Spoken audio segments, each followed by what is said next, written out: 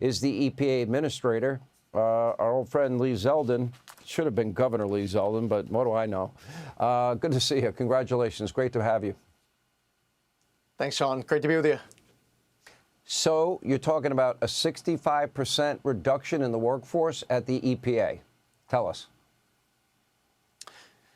Well, 2024 at EPA, there were tens of billions of dollars spent. In 2025, we want that number reduced by tens of billions of dollars.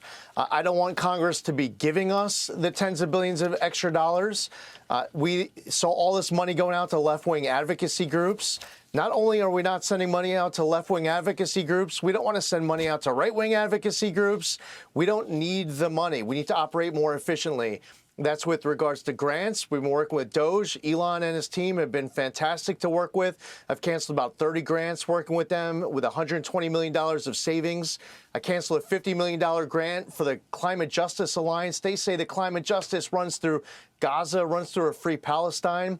And there's been a lot of developments with regards to this scheme to dump the gold bars off the Titanic. Biden, EPA, political appointees' words, not mine. And every time we uncover a new rock with regards to that funding, we keep finding new concerning things. We've been working with the Justice Department. They're all over it. And the fact that they park tens of billions at this bank is crazy. We want to reduce the real estate footprint.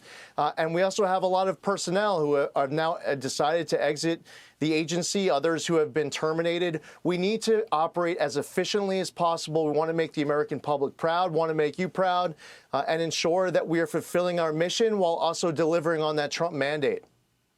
Let's talk about how much of the EPA has gotten caught up in environmental radicalism and how much of the money from the EPA is being spent abroad.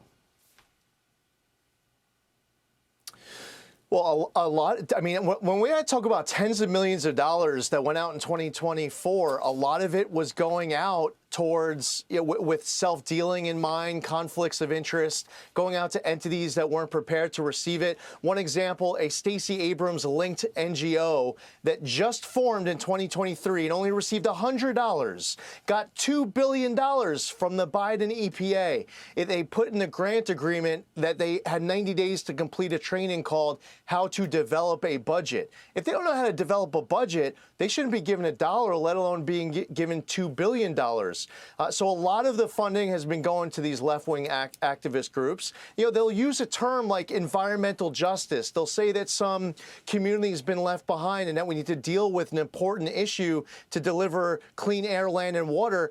Okay, that makes sense. But here's the thing. In the name of climate justice, instead of sending that dollar to remediate the environmental issue, they're sending the money to their friends on the outside. We're not going to play along with that. As you said earlier in the show, no more business as usual.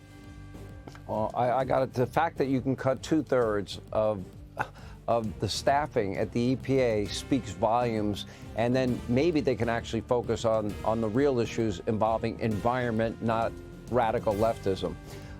Anyway, Secretary Zeldin, Lee Zeldin.